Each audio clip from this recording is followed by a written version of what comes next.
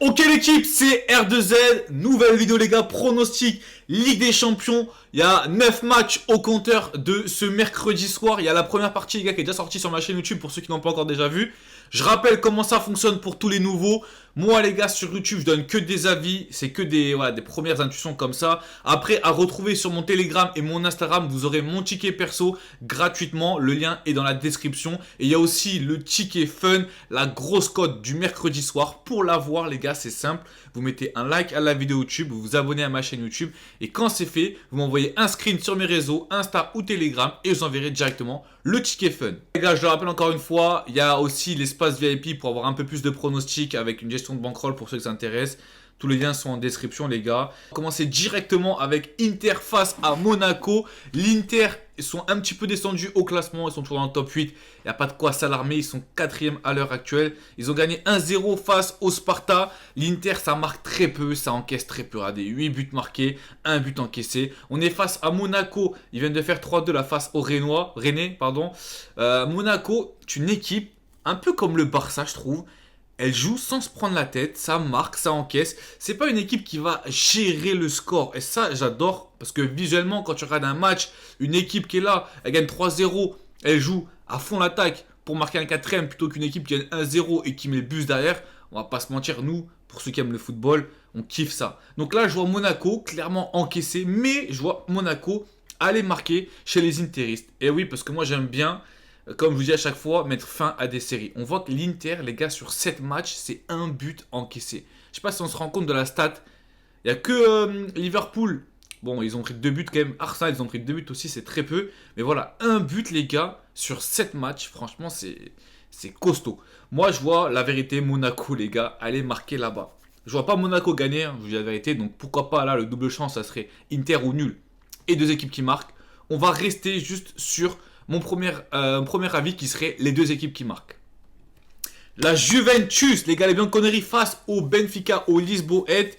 La Juve, ils ont perdu ce week-end en Serie A face au Napoli. Napoli, à chaque fois, ça fait 2-3 vidéos que je dis comme quoi je vois bien dégringoler. En plus, ils ont vendu leur attaquant, le Géorgien, au PSG. Et les gars, ils me surprennent. Ils me surprennent parce que taper l'Atalanta à l'extérieur, taper la Juve chez toi, taper la Fiorentina à l'extérieur en 4 matchs. Non, la Napoli, c'est costaud.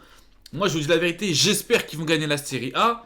Je porte ce maillot, mais j'espère qu'ils vont quand même gagner la Serie A. Je préfère soit le Napoli que l'Inter. L'Inter, ils sont en vrai, s'ils gagnent leurs 2 matchs retard, ils ont le même nombre de points. Franchement, j'espère que le Napoli, ça va tenir. Moi, je n'y crois pas, mais j'espère que ça va tenir. Bref, les gars, la Juventus face au Bianconeri. On a 2 équipes qui sont, à l'heure actuelle, qualifiées. Seulement 2 points les séparent. Bon, attends, j'ai pas de bêtises. Ah si, Benfica, ils peuvent passer à la trappe. Hein. Si City gagne et que les Benfica ils perdent, et bah à voir en fonction de eux ce qu'ils font. Mais Benfica ils peuvent passer à la trappe. Donc là les gars, la Juve eux, bon, ils sont safe. Pourquoi pas même taper le top 8. Je pense pas que ça va être possible. Moi je vois un match nul. Eh oui les gars, la Juve vous voyez qu'à chaque fois ça fait des matchs nuls. Là ils ont perdu. Ils ont fait un nul en LDC. Donc je vais prendre la grosse cote, le match nul. Même si petite pièce sur la Juve quand même qui gagne. Faut qu'il gagne. Hein. Benfica, j'ai peur que... En fait, j'ai peur, je vous dis la vérité, j'ai peur que le Barça ait enterré tout espoir pour le Benfica de se qualifier en LDC. C'était un match à pas perdre. Tu gagnes 4-3 à la 85e, tu arrives à perdre 5-4 à la fin du temps réglementaire. Je pense que ce match-là les a tués. Donc, Benfica, pour moi, ils passeront pas. Voilà. Mon pronostic, en tout cas, c'est la grosse cote. Match nul sur ce match-là. Lille-Feyenoord, je vous avais dit quoi? Vous avez dit quoi pour le Feyenoord? C'est une équipe impronosticable. Ils ont gagné 3-0 face au Bayern Munich. Alors oui, on va parler de la possession de balle, 20%, 30 tirs. Donc là, pour les Lillois, les gars, j'ai peur. En plus, ils viennent de faire un mauvais pas là, face aux Strasbourgeois en Ligue 1. Est-ce que c'est le début d'une crise? Pour les Lillois, ce serait pas le bon moment, à pas se mentir. Hein. Parce que là, Lille, alors certes, ils sont qualifiés. Mais bon, ça serait bien pour eux d'aller taper top 8. Bon, vu que Lille, sur les derniers matchs, ça encaisse pas mal de buts. Sur leurs 4 derniers matchs, c'est au moins un but encaissé. Je vais prendre les 2 équipes qui marquent sur ce match-là. Bon, 2 équipes qui n'ont rien à perdre. Hein. Ils seront dans les 24 premiers. Par contre, ils peuvent aller le top 8. Ils peuvent valider le top 8. Donc moi, je vois bien les 2 équipes marquées. Et peut-être même le Feyenoord jouer un mauvais tour au Lillois. Bon, ça reste un avis un peu plus risqué. Mais juste là, voilà, pour l'instant, ce sera Lille, Feyenoord, deux équipes qui marquent. City face à Bruges. Bon, City, les gars, voilà, on sait très bien, ils n'ont pas le droit de perdre. C'est 1-14. Désolé, mes amis belges, j'ai sous-estimé Bruges. J'avais dit comme quoi ils perdraient contre la Juventus. C'est vrai que Bruges en LDC à domicile, je parle bien, à domicile, c'est compliqué d'aller les bouger. Là, à l'extérieur, chez City, sachant que je me rappelle, ils sont déjà affrontés en LDC, on va regarder ça. Voilà, 4-1, 5-1. Les Citizens n'avaient pas fait de détails, c'était en 2021. C'était quand même 9 buts marqués en 2 matchs. City, donc s'ils prennent 3 points, ça leur fait 11. Bruges, ils sont à -2. Ils ont un goal average négatif. En plus, s'ils perdent, ça leur fera des buts en moins. Il y a moyen, les gars, que Bruges passe à la casserole. City, c'est simple. S'ils gagnent, ils sont qualifiés. Parce qu'ils font passer Bruges derrière eux. Donc, s'ils gagnent, ils prennent la place de Bruges. Et après, à voir si Zagreb, ils gagnent. Mais bon, ils ont -8 points, -8 en goal average. Là, c'est compliqué, les gars. C'est des mathématiques. Hein. C'est même plus du sport, c'est des mathématiques. Nombre de points, nombre de goal average. Bref, City, il faut qu'ils gagnent. Ils ont gagné 3-1 face à Chelsea.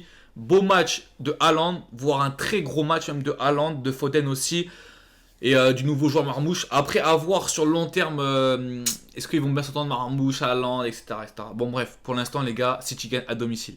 Ok, on passe au PSV face à Liverpool. Le PSV et Liverpool. Bon, Liverpool, ils sont premiers à l'heure actuelle. PSV ont 11 points. Normalement, je dis bien normalement, ça devrait le faire pour le PSV, même s'ils perdent, parce que bon, après, c'est mathématique, on va pas se prendre la tête, les gars, là-dessus. On va pas parler calcul, faut que les deux, enfin, faut que le PSV, il gagne. Liverpool, eux, ils sont premiers.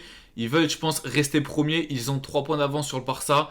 Ils ont un goal average, par contre, un peu inférieur au Barça. Donc, s'ils perdent et que le Barça gagne, le Barça sera premier. Je pense pas que Liverpool va perdre à l'extérieur. Je pense pas que le PSV va perdre. Bon, vraiment, je vous dis, je vois la grosse cote, là, le match nul, hein. Vous avez vu quand même que les bookmakers, ils mettent Liverpool à 2,30, ce qui est une grosse cote quand même pour Liverpool. Donc, je pense, sur ce match-là, que le match nul est envisageable. Le PSV à domicile, hein, c'est compliqué à aller jouer là-bas. Regardez leur stats à domicile. Ouh, faut remonter. Hein. Faut remonter en super coupe contre le Feyenoord où ils avaient perdu. Après en amical, bon ça compte pas. Donc voilà, PSV compliqué à manœuvrer à l'extérieur, à domicile pardon. Donc Liverpool, je pense pas qu'ils vont gagner. Pour moi, le match nul. Ok, Salzbourg, Atletico. Atletico, ils s'en sortent très bien. Ils ont fait un très beau move contre Leverkusen la semaine dernière en gagnant. Ils jouent contre voilà, une équipe qui ne joue plus rien. Ils jouent à l'extérieur. Salzbourg, je pense qu'ils vont marquer. Vous avez dit hein, qu'ils pouvaient marquer face au Real. Hein. Ils ont marqué. Donc je pense que l'Atletico va gagner à l'extérieur. Sachant que l'Atletico en ce moment, c'est un petit peu coup-ci, coup-ça. Ils galèrent un petit peu. Je pense que l'Atletico va gagner. Je pense qu'il y aura les deux équipes qui marquent. Donc je vais prendre un truc, entre guillemets, pour mixer ça. Ça serait Atletico gagne le match et plus d'1,5 but. Atletico, ils sont à 1,35. Je pense que si on rajoute le plus d'1,5 but, ouais, on peut monter à 1,50 facile. Après, tout dépend de votre bookmaker. Sporting Bologne, j'ai pas envie d'y toucher parce que je connais pas du tout. Bologne, c'est fini pour eux. Le Sporting, un match très important. Donc, bon, logiquement, le Sporting devrait gagner, mais voilà, j'ai pas envie de m'attarder là-dessus. Sturm Graz, Leipzig. Ah, franchement, c'est un match, c'est marrant. Parce que Leipzig, franchement, je suis choqué qu'ils terminent avec 3 points. Bon, peut-être qu'ils vont gagner, ils auront 6 points, mais putain, ils avaient de quoi faire, franchement. Quand tu repenses au match contre la Juve, contre l'Aston Villa, où ils menaient, ils avaient même un rouge à Juventus. Ils sont écroulés. Je pense que Leipzig va gagner face à Sturm Graz. Je pense que c'est un match là, ils sont en perte un petit peu de vitesse, hein, Leipzig. Hein. Pendant un moment, c'était dauphin du Bayern Munich en Bundesliga. Vous voyez que leurs stats, là, en dernier match, c'est compliqué. Victoire, défaite, nul. Ils n'arrivent pas à avoir une série de longues victoires. Je pense que leur match face au Sporting, je vous avez dit, ils jouaient rien. Leipzig ne jouait rien. Sporting, ils jouent leur qualif, ils ont gagné. Donc Leipzig, voilà, compliqué à pronostiquer. Je pense qu'ils vont gagner face à Sturm Graz. Ça sera pas dans un match, ça sera pas dans le stade de base de Sturm Graz, ça sera dans un stade différent. Donc Leipzig gagne à l'extérieur. Et le dernier match, le PSG face à Stuttgart. Le PSG, ils ont fait le plus dur face à City. Voilà, le PSG, ils ont leur qualif entre les mains. Stuttgart, ils ont la pression entre les mains parce qu'il y a City derrière qui leur font